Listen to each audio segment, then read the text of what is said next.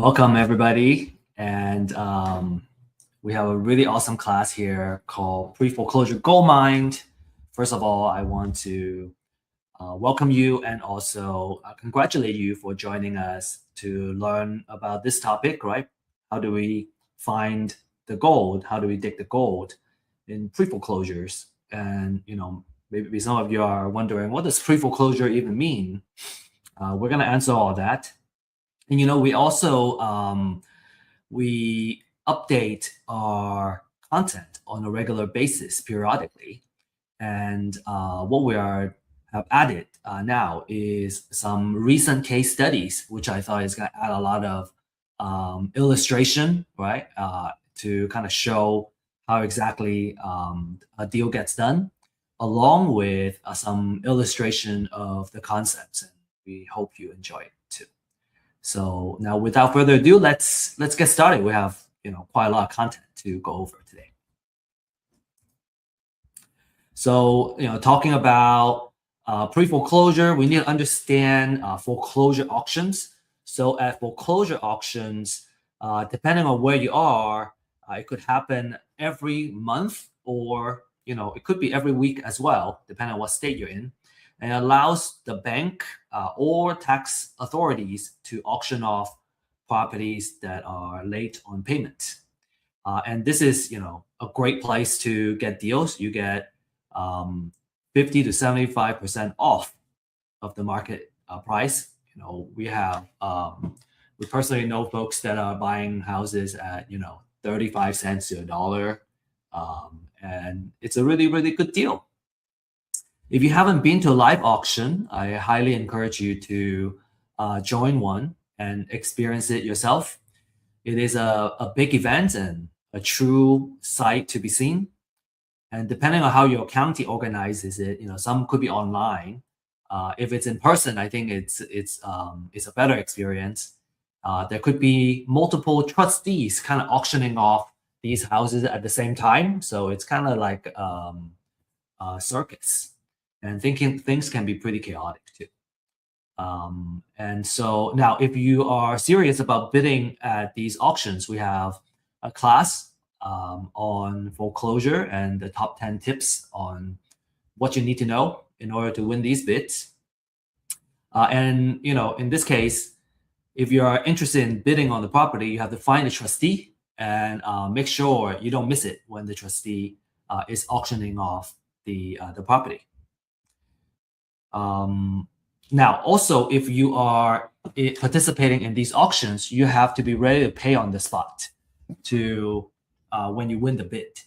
And what you need to do is to have a whole bunch of cashier's checks. You kind of need to have that capital in place in order to bid at the foreclosure auctions. It could be a little bit more capital intensive for beginners. And I have a video I'm going to show here just kind of show you what a live auction looks like. And excuse the audio, the low audio volume. Okay, so that's all I had. Now, what was happening is that the lady was announcing a disclaimer before the auction starts. It was loud and it was hard to hear, and people usually come prepared. You kind of see folks either with their laptop or printed out a big spreadsheet. They already did all their homework before they come to the auction, and they already know which property they're going to bid on. And this auction happens at different locations in that kind of area, and so you kind of need to know where to go, where the trustee is, and kind of go to them when it's time to bid. So there are some drawbacks with trying to win a house at foreclosure auction. One is the level of competition, right? You see a crowd of people, and usually that is the case, right? Because who doesn't want to buy a house at 50 cents to $1, 35 cents to $1? You need to be prepared to come with cash or cashier's check. And like I said, it's a little more capital intensive for starters to bid at a foreclosure auction. And also you have to buy the house sight unseen. So you want to do a lot of due diligence ahead of time. Like we actually went drive to a house that was going to a foreclosure auction, and it was just a lot. Like there's no house on there anymore. So you're taking on some risk, and you have to know what risk you're taking, and what you need to do to kind of mitigate some of that risk. Like that example with the house not being there anymore. If you end up buying putting on a big bid, right, a lot of money to buy the house, just to realize that there's no house there, you stand to lose quite a bit of money. So just be very mindful, right? And if you find the rehab budget is not what you anticipated, let's say the house is there and it was a big rehab budget, it would be too late to back out of the deal. Okay. So for those reasons, we also like the pre-foreclosures. And what pre-foreclosure is that we are buying the property before they hit the bank foreclosure. Okay, so maybe the seller already, and actually that is the case, that the seller have already received notice that their house is gonna get auctioned off due to lack of payments.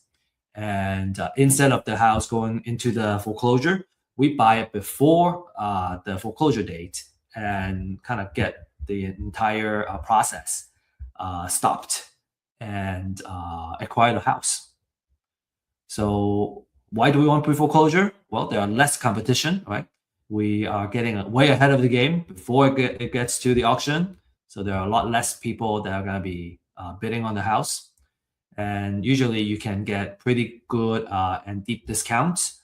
Now I say that with a caveat. There are some houses where, even if there's a lot of equity, there is enough discount that we can offer to acquire that. Maybe there are some houses that don't have a lot of equity, and so we'll need a different kind of deal structure to purchase it. But that's also a very lucrative deal structure too. It's called subject to. We will talk about how to do that in a more focused class, right? How to structure a deal like that. It's a little more complex, and actually we have a class that we already created on how to structure these type of offers. But anyway, kind of just keep things a little more straightforward, right? You can buy properties at a discount. The seller usually, they have this deadline with the foreclosure date coming up, and they are looking for alternatives. If they have to go into foreclosure, the credit gets dinged for 7 years. Not to mention that they're going to lose the house, and so they're looking for that kind of what's a better alternative to losing the house in foreclosure. And so you have a lot of negotiation power as the seller, and you get to, as the buyer, and you get to directly negotiate with the seller.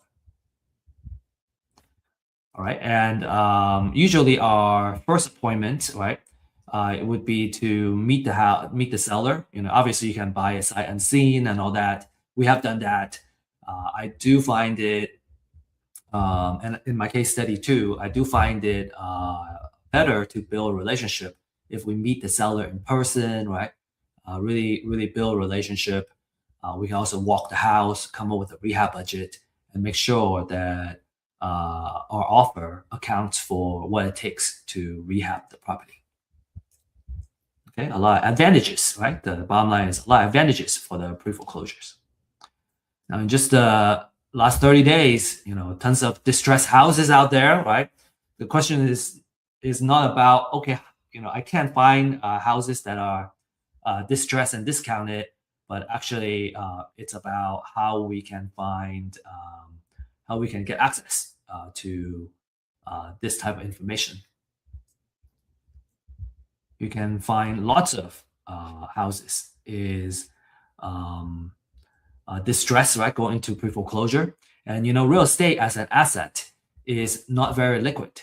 And so to find a good deal and buy it under market value, what we have to do is to find folks, sellers that are motivated to sell and cash out very quickly. So these motivated sellers are, because they have so many other problems in their lives, they're not as price sensitive as a retail seller. And that means you have a lot of negotiating power and you can buy the property at a really good price. And in terms of the distress, right? If we just focus on the pre-foreclosures, almost 9,000 of those distress houses are pre-foreclosures.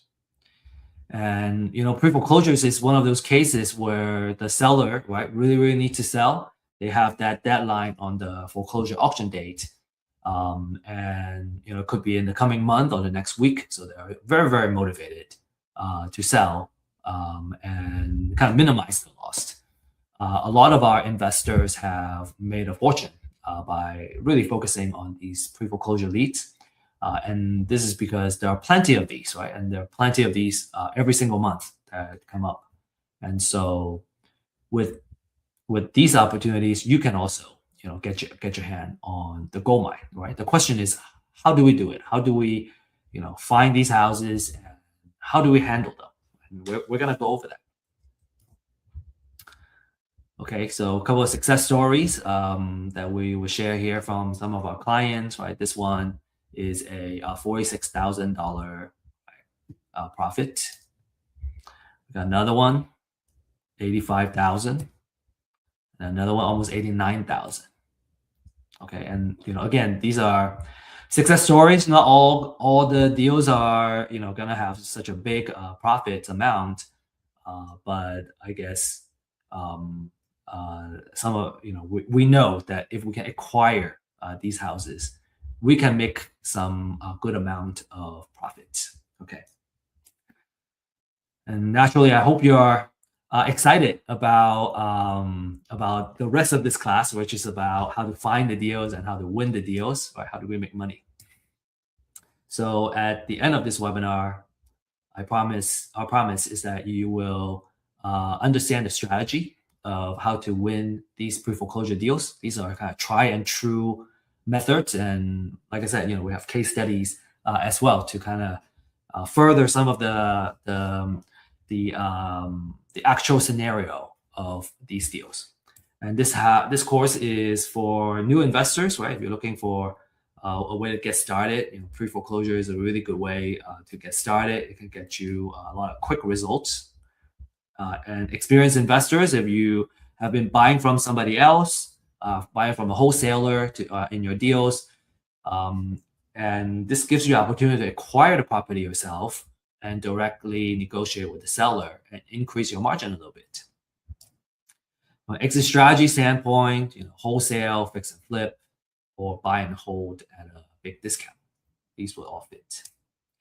And as a quick reminder, right, if you got distractions right now, maybe take a moment, turn those off, lock the space that you're in, right? So you can take good notes in the next hour or so, and feel free to use the chat to introduce yourself and connect with the folks that are in the same class.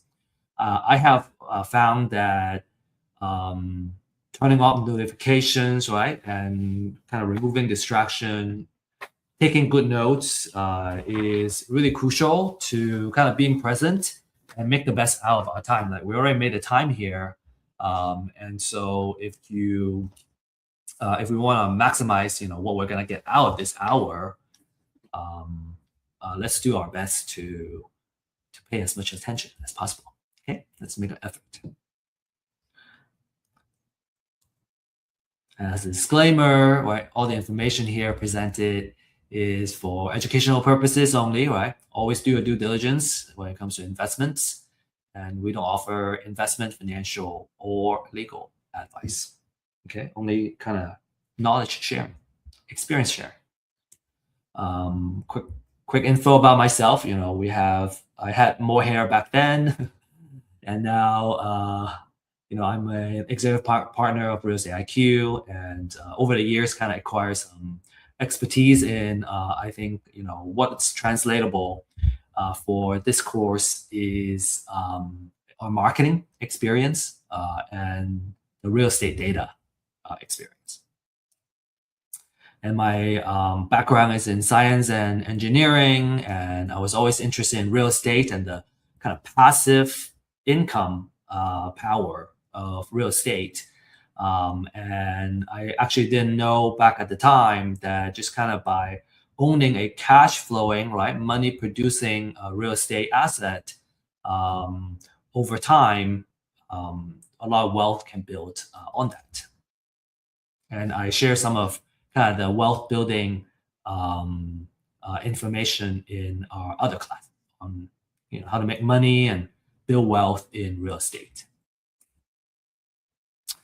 The struggle I had, and I still see it today, is that it was difficult to find the right knowledge, right? How do we do real estate deals? It's a very niche type of knowledge. It was hard to get good information and good technology to help us do it. And then it was also hard to connect with mentors and fellow entrepreneurs, because I think when it comes to doing deals, every case is different. And so I always find myself having tons and tons of questions when we're just getting started. And so that was also a struggle.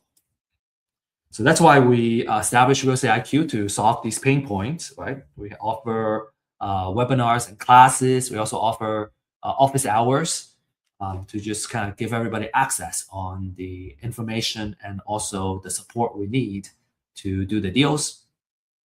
We have shared the deal finding data. We call it distress seller data. And that's very, very important when it comes to marketing. Or how do we get started? Like we need to start with the deals first. And so these are kind of exclusive type of distress seller leads that we can access and reach out to the owners and kind of generate our leads. And then we also offer a community of experts. Over the years, we have connected with a lot of coaches and mentors that can walk us through how to do deals along the way. So with all that said, let's really dive into the pre-foreclosure and how to do it. Now, the first thing we want to learn and understand is the foreclosure process, right? How does it work? This is going to give us the context that we need to understand when's the right time to do the outreach and all that stuff.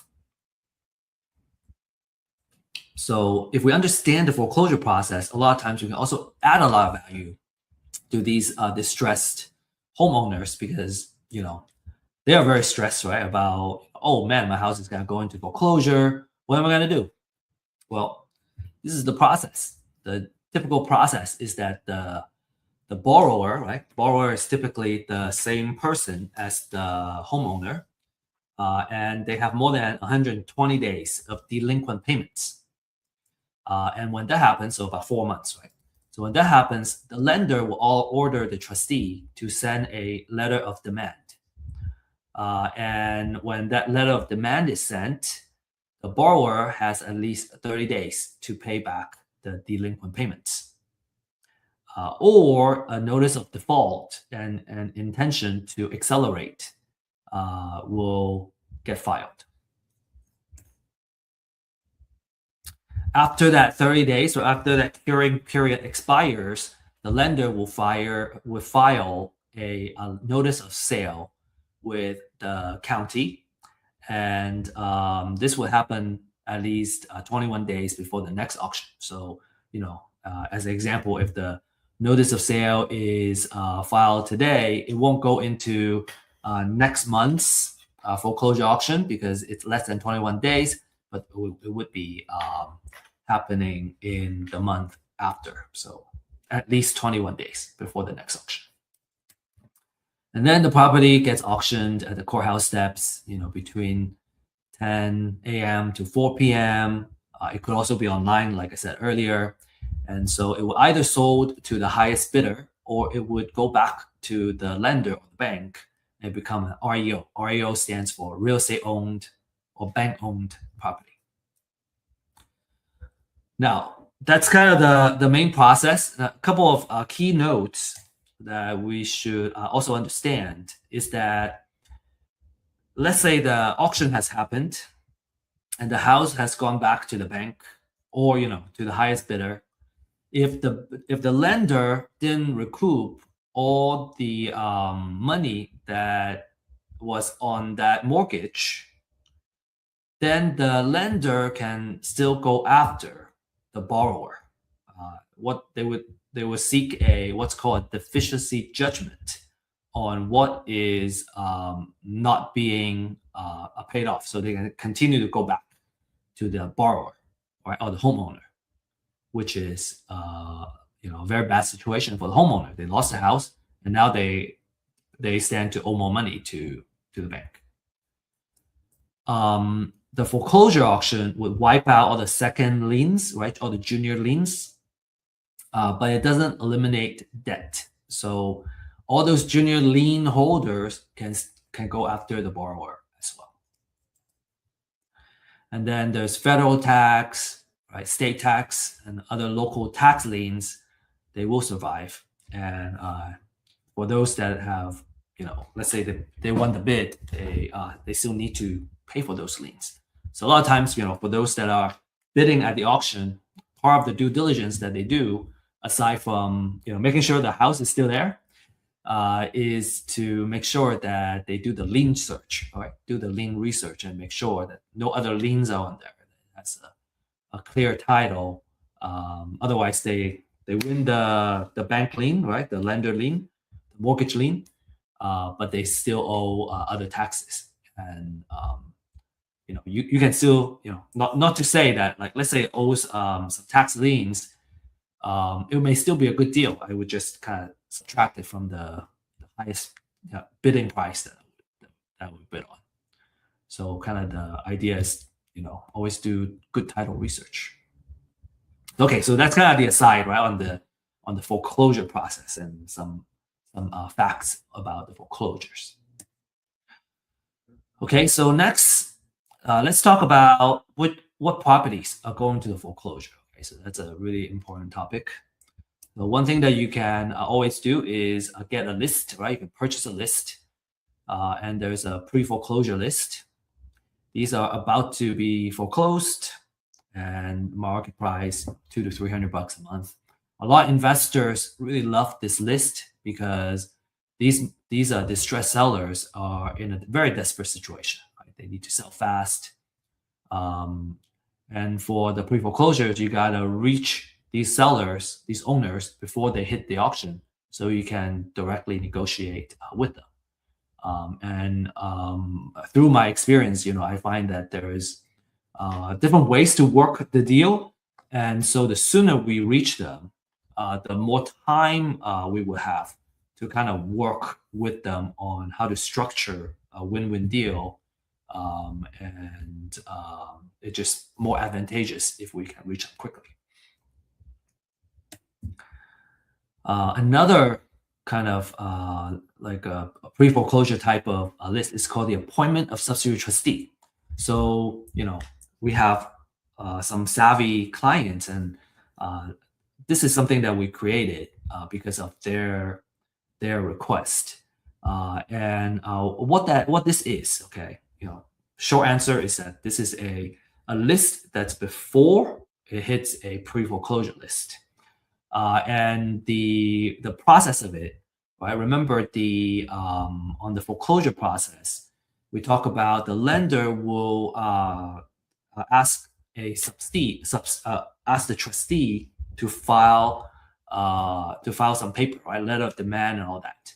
A lot of times, mortgage notes that are owned by a big institution, they don't come to any particular local county to foreclose any property, they would usually appoint a local trustee in that county to process all those paperwork for them.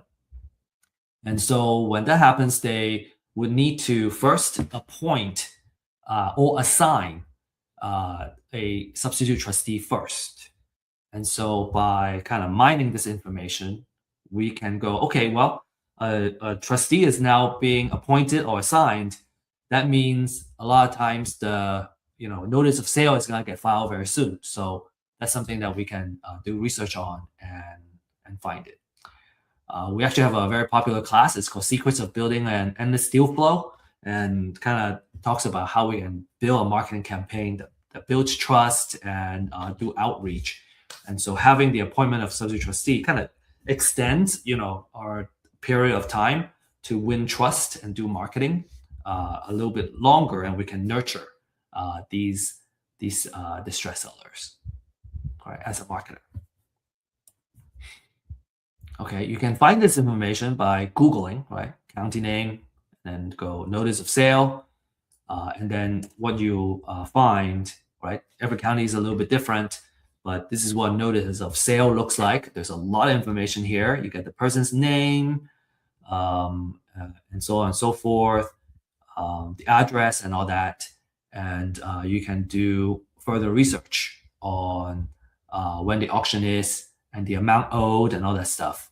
Now the amount owed is not public information, so the best we can do, right? So what do we mean by the amount owed? What that means is, well, we know how much the original mortgage note was, but a lot of times we don't know how much has been paid down. So because that's not public information, what we can do is to do some estimate to go, okay, well, if they have been paying down their mortgage over time, this is how much they owe now. And if we know also how much the house is worth, then the difference is the equity, what we call equity. And equity is important because if we want to kind of buy properties, at a steep discount, I usually want to focus on the houses that have already have a lot of equity. They don't owe a lot of money, but and the house is worth a lot. So in a more kind of distressed situation like this, the owner is willing to sell at a big discount just to kind of get out of this foreclosure situation.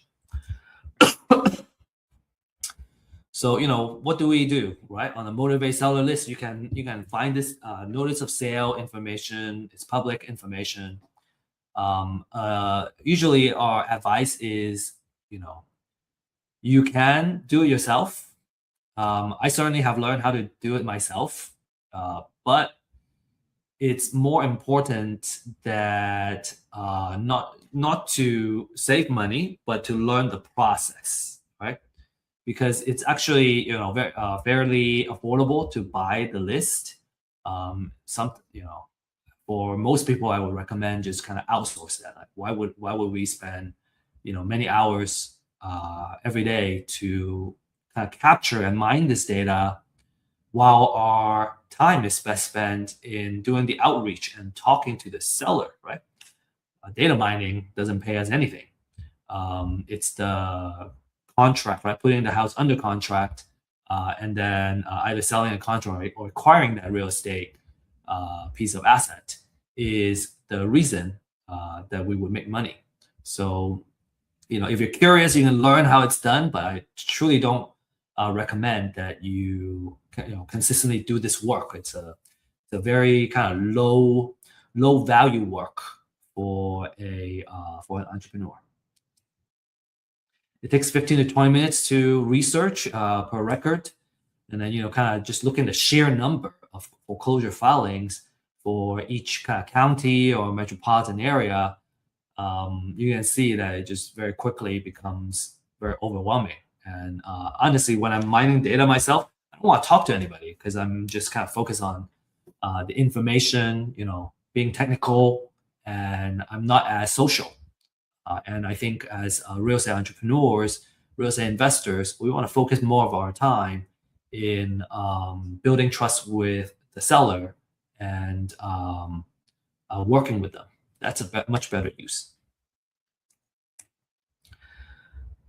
So it's also important that we pay attention to the quality of these lists, right? We want to know how frequently it gets updated, right?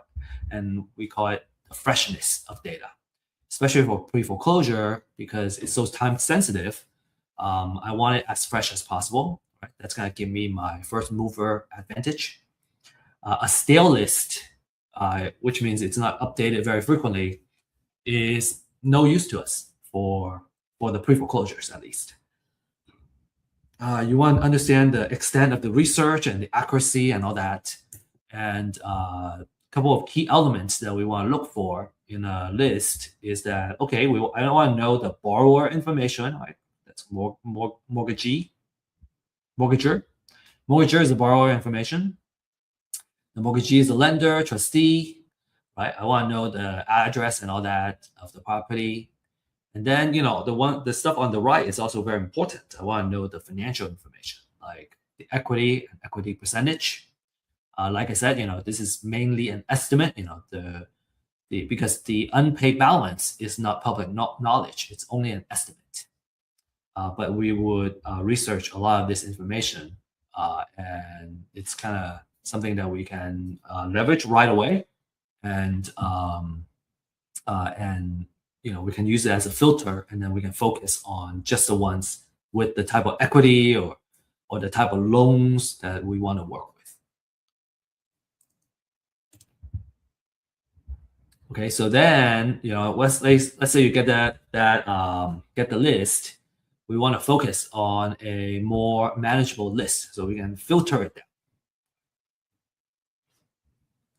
And a lot of times, the leads are quite expensive, but because we can acquire and we're mining all these data ourselves, and you can get access to these leads at a pretty affordable price.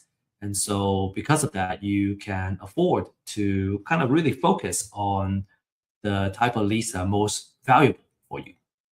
A couple of things that people like to filter on is maybe it's the address or the zip code that they want to focus on. It could be the, how much, what's the assessed value or the appraisal value. Sometimes you don't want to go above a particular value, right? You want to focus on a particular sweet spot in terms of the pricing for you. It could be the type of equity. Maybe I want, really steep discount, and I want to focus on a particular type of equity, high equity. Or, the folks that want to do a subject to, maybe they want to have lower equity and just kind of focus on those. And you can also always do that. One thing I do want to mention is that when you have a smaller list, right, where you kind of filter those, now you have more marketing budget to market to each lead. As an example, let's say I have $1,000 a month of marketing budget that I can spend.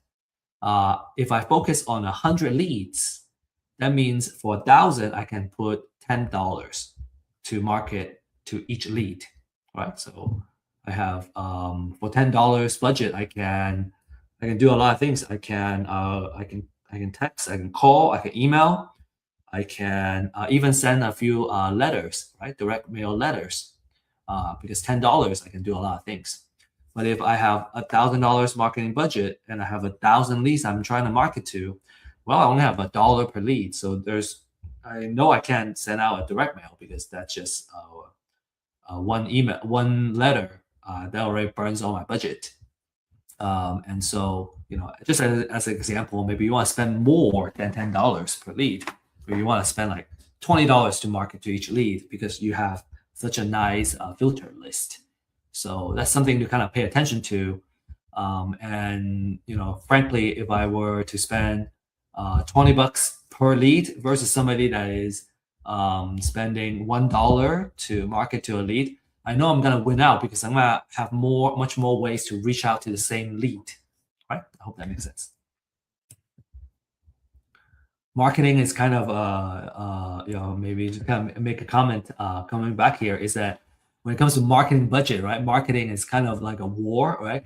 if I have more money to throw at something for a particular lead, I'm going to be more likely to win that lead than someone else that is spending a lot less than me. And so that's a comment I wanted to make. Okay, so let's talk about the marketing campaign, right? How, now we know who they are, right? We have a focus list. What do we need to do next? Well, let's talk about marketing campaign, right? How do we reach out to them? How do we win their trust? So if you enjoy this segment, make sure you take our class on the secrets of building an endless deal flow, right? We really focus on the actual marketing side of how to use our data. Okay, so one very common technique is called door knocking. So you show up at the door, you talk to them in person, and because you get that face-to-face time, you can build trust very quickly. And of course, the effectiveness of your campaign, really depends on the quality of the list, right? You want to make sure that your list and your data is fresh. You want to make sure that you get the information as quickly as possible, and that it's right, it's accurate. And so door knocking is like super sensitive, I think, in terms of making sure you have good data.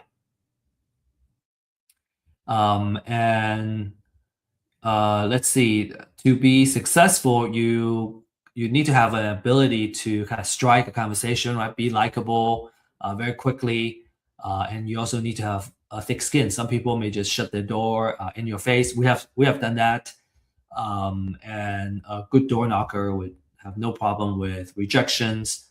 And so if you are, someone that's extroverted, right? You have maybe kind of door knocking experience from from other industries, like this is certainly something that it's going to work out really well for you. We have clients that have really good door knockers, like they have found a lot of success in buying properties, in acquiring these properties.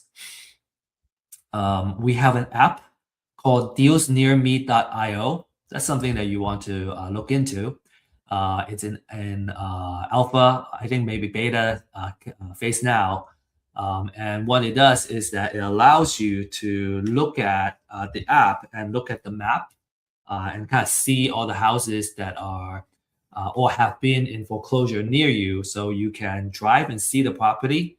You can kind of also drive around that neighborhood and just kind of learn about the neighborhood that are around you. Real estate investment and real estate can be very local. And so that Deals Near Me app really allows you to learn about your neighborhood, drive around, kind of see what a pre-foreclosure house looks like. And also you can obviously use it to plan your door knocking route. And then you can knock on the doors and, introduce yourself as a neighbor if you live in the area. So really cool app that I want to highly recommend you to check it out and learn how to use it and give us some feedback also. Now, of course, door knocking may not be for everybody. I highly recommend that you try and do it, no matter if you're an introvert or extrovert. I think it gives you a lot of kind of learning and context. And by talking to them, you kind of understand how they feel. You can learn how to work with these type of distressed owners. If you're a little more introverted, maybe cold call is a little bit better method. So here we have a script here for you. I'm not gonna read this over, but maybe what you can do is to take a screenshot on the couple of questions that we have. And when you reach them, these would be some of the questions I want to find out is, learning about kind of their situation, what do they want to happen, and then another thing is what kind of condition is the house in, okay, so that we can do the rehab budget, which we're going to go over next. Okay, and then if you can't reach them, here's a voicemail script that you can use. again, you can just take a screenshot here and then practice using it.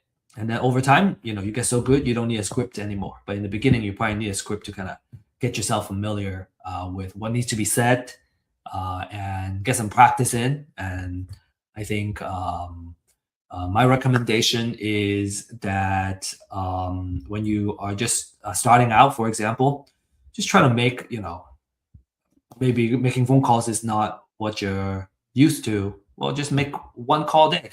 Just start practicing one call a day, and then over time, 5 calls a day. 10 calls a day. Make sure you have one quality conversation. We're kind of getting to a point where we know that if you can make one high quality conversation a day and capture the information you need to kind of move on to the underwriting and making offers, you're gonna get a set number of deals every month.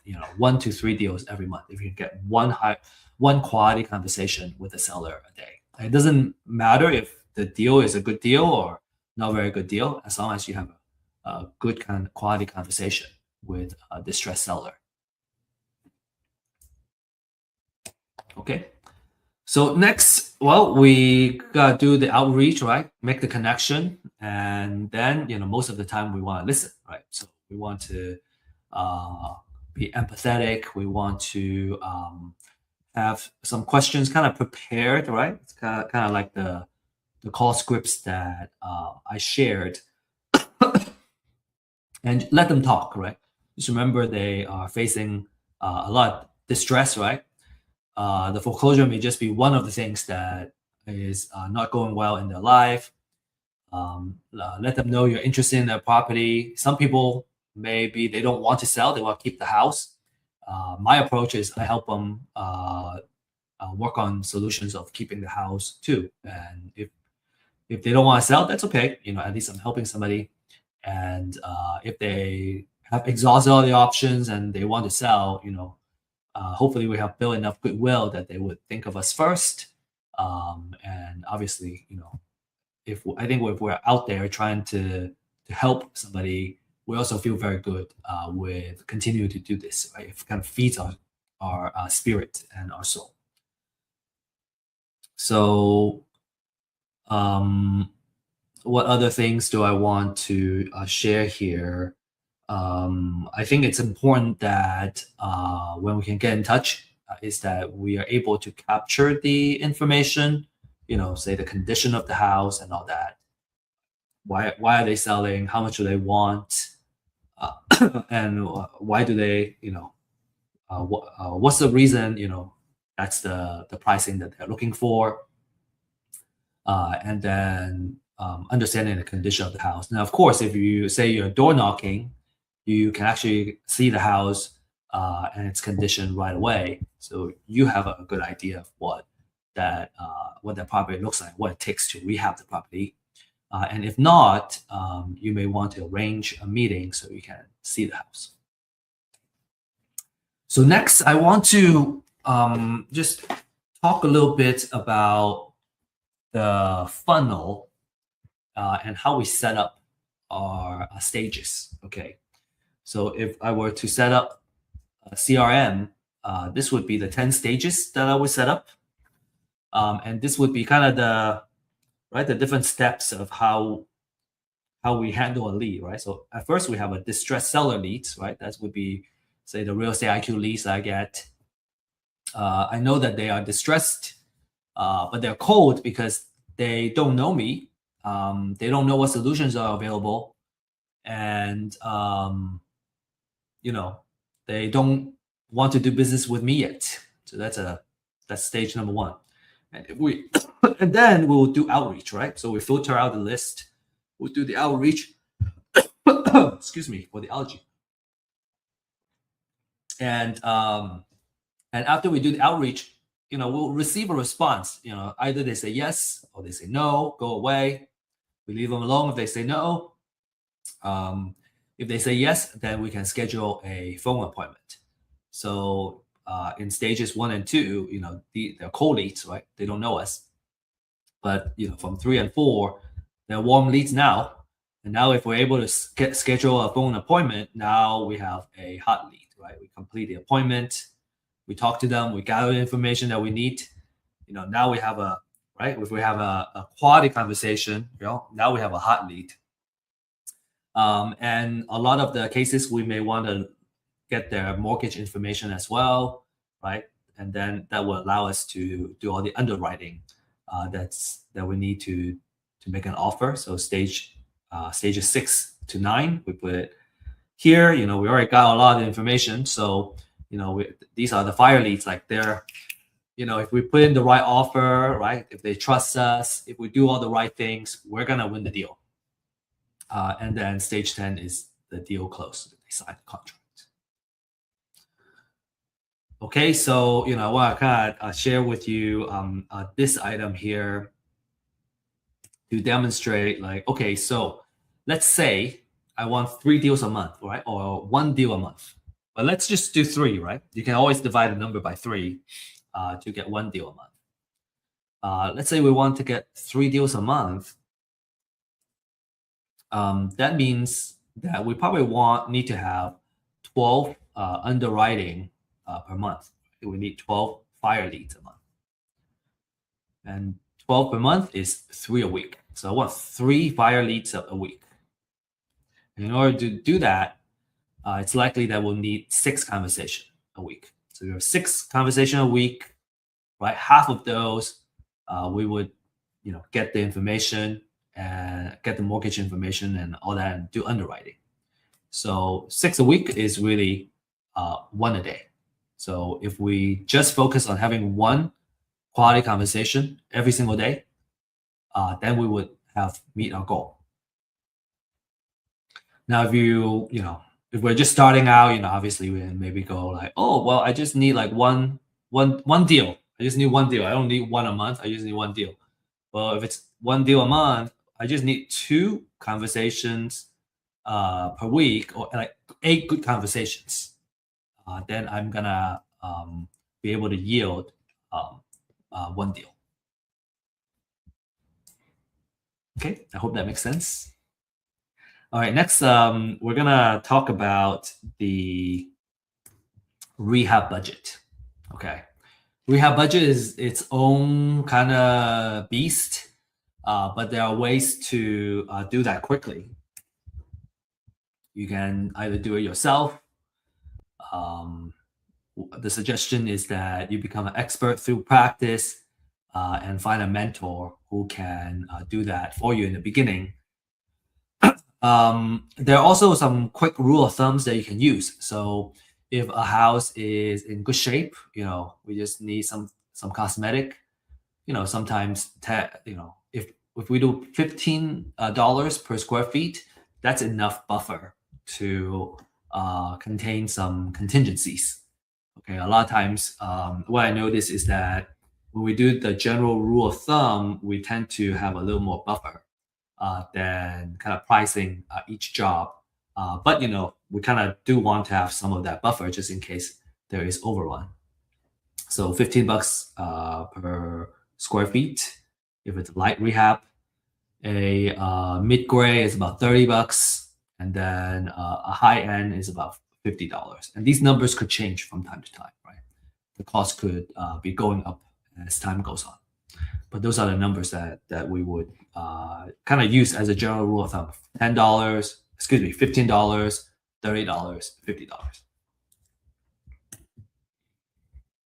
Okay, and then next, we present the offer, we negotiate, and what I, in my experience, I see that a lot of the distressed sellers, as long as we are paying attention to what they're looking for and what they're needing, and we structure the offer in a way that works out for them, a lot of times they will say yes. Maybe they're shopping around for different offers, but as long as we're able to solve their needs and it also works for our numbers, they are gonna say yes.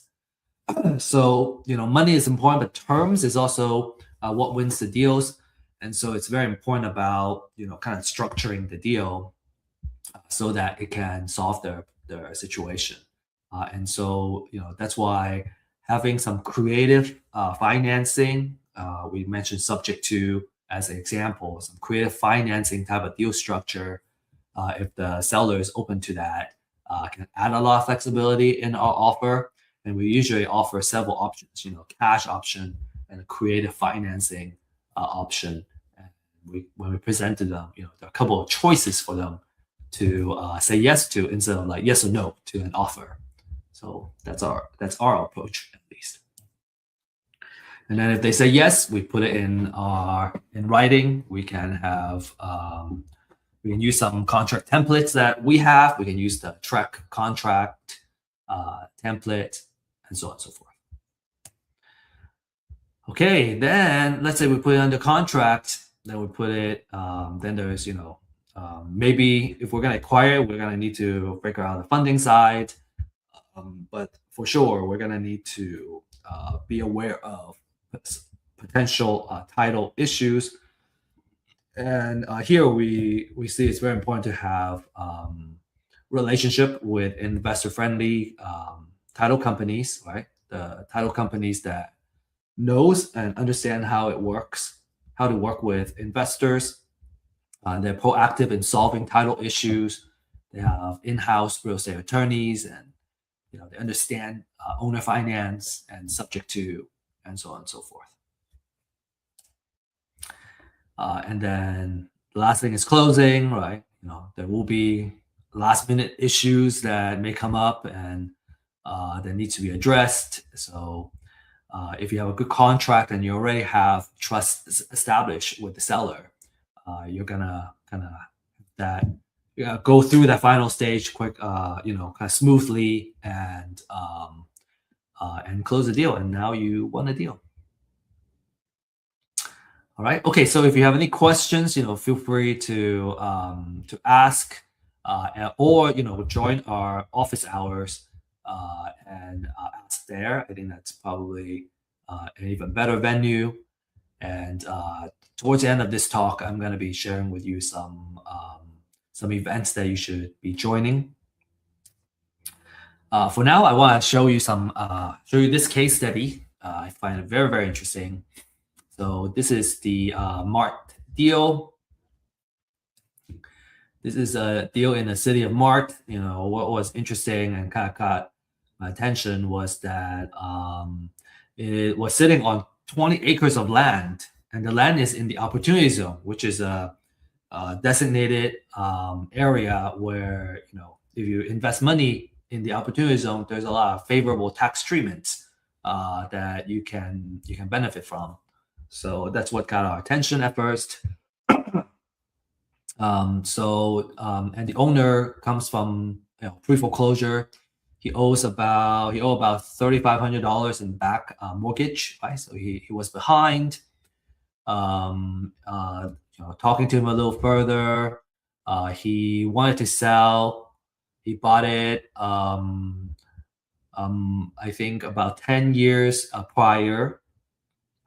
10, 12 years prior, and he still owes money. Turns out the mortgage that he has was a very high interest rate. Was 9% or 10%, something like that. And so, but because he held on to the property for a while, the property has increased in value. So he was able to build the equity, even though the mortgage principal amount, the principal loan has not gone up, but because the value has gone up now, he was able to sell some equity. He wanted to sell and then take care of some kind of family situation. The house needed AC replacement, septic, it needs new paint, and so on and so forth. So we had a rehab budget that we created, and then on top of that, he wanted to have 45 days to move out, and he wanted like 240,000, and the mortgage they owe was 105,000. So okay, so we got all the information, right? And what was interesting is that if we also saw some value of the land, the value of the land alone at $9,000 per acre with 20 acres, we're looking at about 180,000. So that kind of made the deal very interesting, because if you want 230 to 240 and the land itself is worth 180, maybe there's some margin there for us. So this is our kind of analysis. The ARV after repair value that we calculated was 365. We do the 70%, right, rule of thumb. 70% of that is 256. The rehab, we estimated $30 per square feet, which is about 41,000. Subtracting that, we came back with 215. So close to his 230, but not quite. He ended up accepting the offer. So we acquired it. What are some dramas? Some drama was prior to closing. Well, number one is the closing date had to get delayed because we had to get financing, and the lender needed more time to complete the appraisal, everything. So closing got delayed. And then for the 45 days of staying back, we structure a lease back in the contract. So we held back some money from the 215 offer, and then we would pay them back. We would charge them rent during those 45 days. A negligible amount of rent, but we set it up so that beyond the initial agreed number of days, the rent gets much higher. So it creates incentive for them to kind of move out, because we need them to move out to start the work. And then we also found that during closing that the seller had other liens against him that he had to agree to kind of negotiate and get paid out before the closing could happen. And all of that needed to happen before the house goes into the foreclosure. So it was quite stressful for the seller. But all said, everything got done.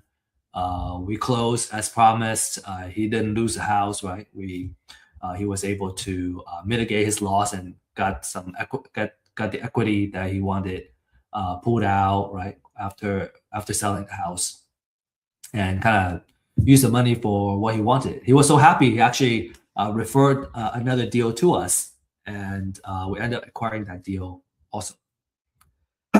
So let's see. We have some before photos. Okay, you see the tall grass, right? This is the gate that drives in. It's right next to a highway.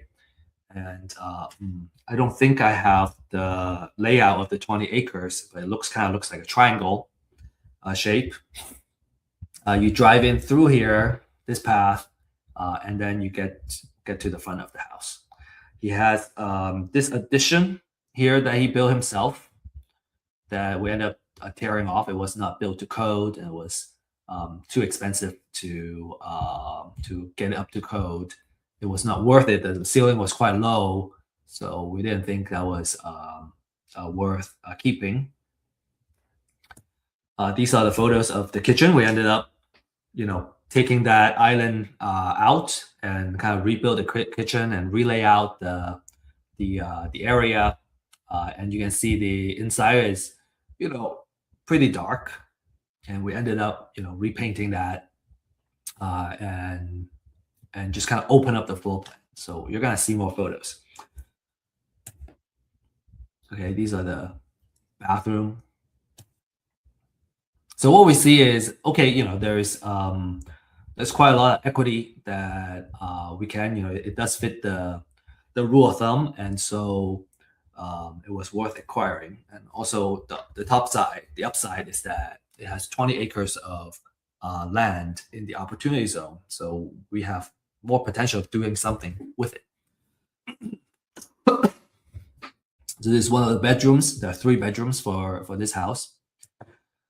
Okay, and this is phase 0 Tamla, my partner, also my mentor here for flips and also for investments, says the most you see a lot of things happen in the beginning of project phase when you rip everything out, and then a lot of little things, and then you're gonna see the kind of complete makeover.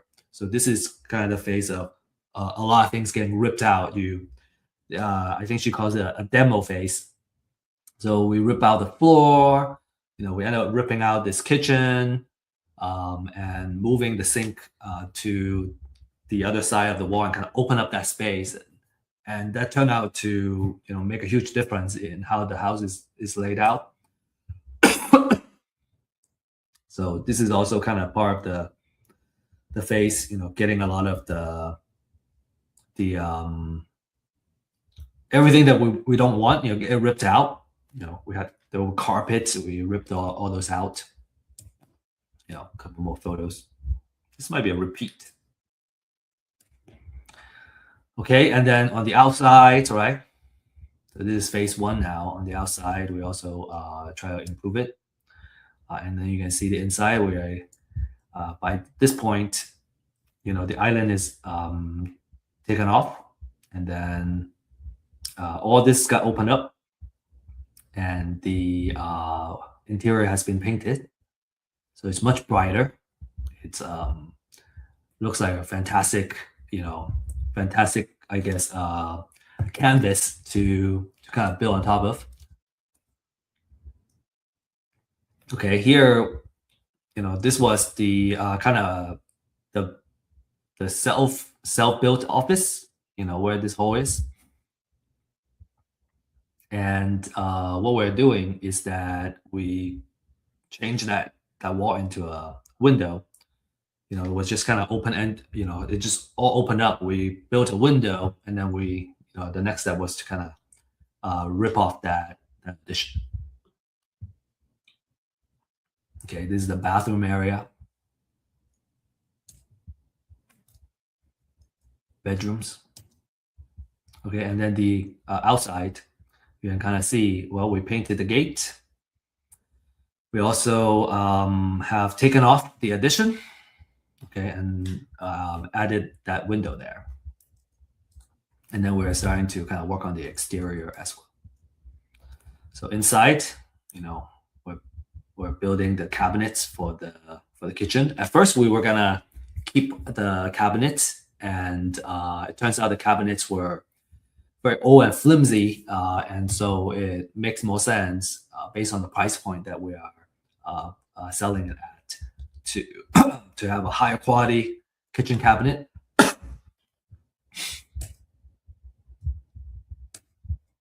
Okay, and then this is kind of the during phase of the bathroom. Okay, and it's kind of starting coming together. Okay, phase three. We got the exterior painted now, right? The interior, the kitchen is got built. We put an island. Before it was kind of diagonal, which takes up quite a bit of the space. Here we're putting it kind of lines up, so it's more of a open field with the new layout of the island. Okay, and then here we got the countertop put up there. So the design of this space, and it kind of turned out really well. So now this is the kitchen almost built out. All right, and the exterior, it's already done. So, and then here we're putting the shelves on here. So it's looking really nice now, right? The kitchen, the bathroom, and it's very desirable now.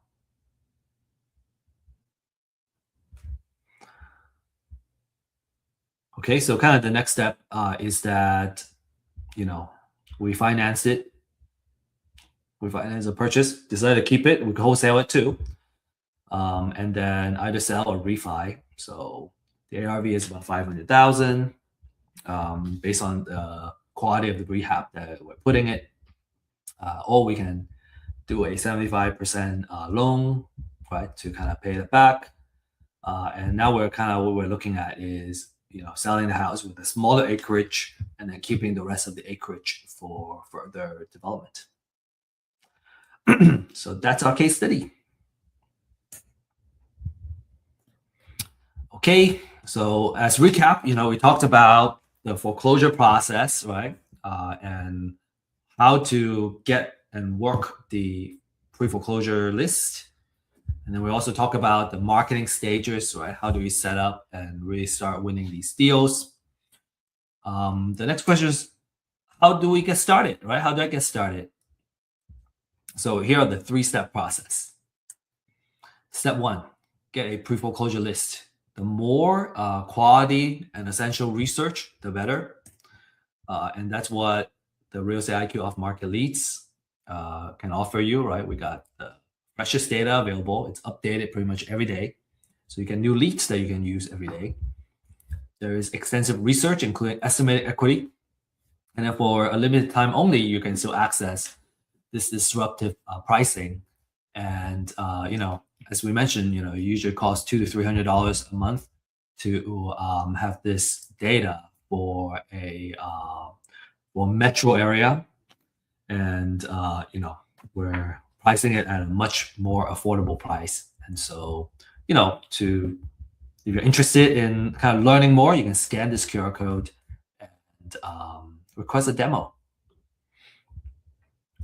Next is, if you really want to do it, you gotta, I find it difficult not to have somebody I can call and ask question on, because even every single step of the way, I have so many questions. I don't know how to do something, and I didn't know how to do anything. And so, in the beginning, I had a lot of questions, and over time, I already learned it. I got those questions answered, and then I have, less questions. And I think having having a support system, right, where you can get your questions answered, it's just so crucial. So we have a deal accelerator program. That's why we're offering that for you. And we have a wait list right now. So if you're interested, you can fill out the form and get interview and get qualified for the wait list. And then when we are ready to launch a new cohort, we will we'll connect with you, and then we'll get you going. And then step number 3 is doing title research, right? You gotta know how to do some title research for these properties. And I think what we do is we usually only look at closely at the ones that we're underwriting. Usually I'm not gonna do title research for all the leads, but the folks that have responded and have had a high quality conversation, I would do a title research, and just to make sure I know everything that could go wrong with closing the title, when we're really close to the contract side. Okay, so a lot of success stories, right? I got a success story that I shared earlier too. Jordan has made 2 deals, right? One deal, you can see the variation of profits. The first deal, 55,000. Second deal, 5,000. I would take 5,000. 5,000 is still a good profit. Salvador made $30,000. They got a pipeline of deals now. And then Ismail has created a system that he's consistently getting deals. So he's got a lot of transactions and a lot of deals through Real Estate IQ's leads. So again, this is the QR code that you can scan and fill out this form to talk to one of our data consultants, and learn how you can get started on getting this data.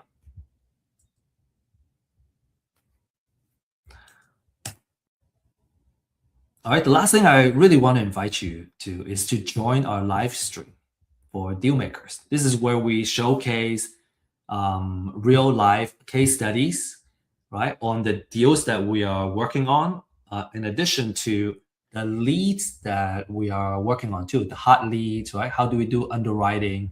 So every week we have a different case study that we will showcase, and it's through kind of looking at these cases that we can start learning how it gets done, right? And obviously where we can really learn how to do it ourselves is by doing it ourselves. So it's kind of through these type of case studies, right? We want to encourage everybody to start acquiring the skill set to do these case studies or to analyze these deals.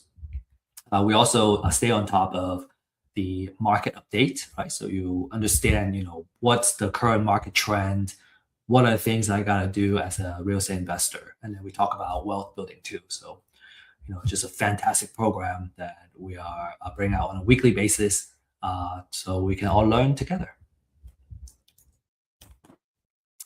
And that's all I have for this class. Thanks for joining us. If you have further questions, make sure you join our office hours.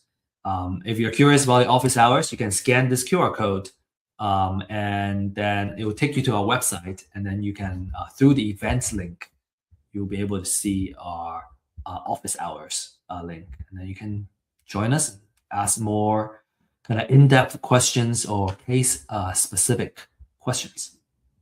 All right, that's all we have. Best of luck, everybody, and happy investing. Thanks for being here.